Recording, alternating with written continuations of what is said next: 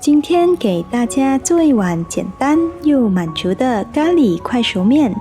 欢迎回到 Be My Best 频道，做的简单，吃的开心。只需要这3种材料：玉米粒、1个鸡蛋和1包自己喜欢的咖喱快熟面。小锅里加入大约300毫升的清水，开中小火，把水煮沸。水滚起来的时候，就可以加入玉米粒，煮大概1分钟。玉米的清甜会慢慢释放出来，让汤底多一点层次。接着放入面饼，等面饼稍微软化之后，用筷子或锅铲轻轻翻个面，让它受热更均匀。然后加入咖喱调料包，一边煮一边轻轻搅拌，让咖喱完全融进汤里。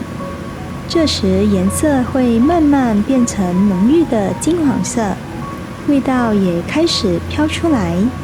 继续煮大约1分钟，让面条充分吸收咖喱的味道。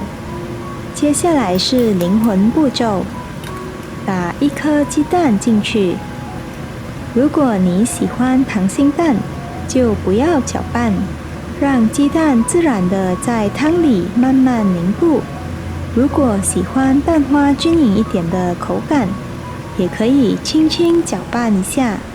再煮大约1分钟就可以关火了。一碗热腾腾的咖喱玉米鸡蛋面完成。这碗面的味道非常温暖，咖喱的香气浓郁微辣，带一点点奶香。玉米的清甜让整体口感更柔和，Q 弹的面条吸满了咖喱汤汁，每一口都很入味。如果是溏心蛋，蛋黄轻轻拌开，会让汤变得更加浓稠顺滑。简单快速却非常治愈。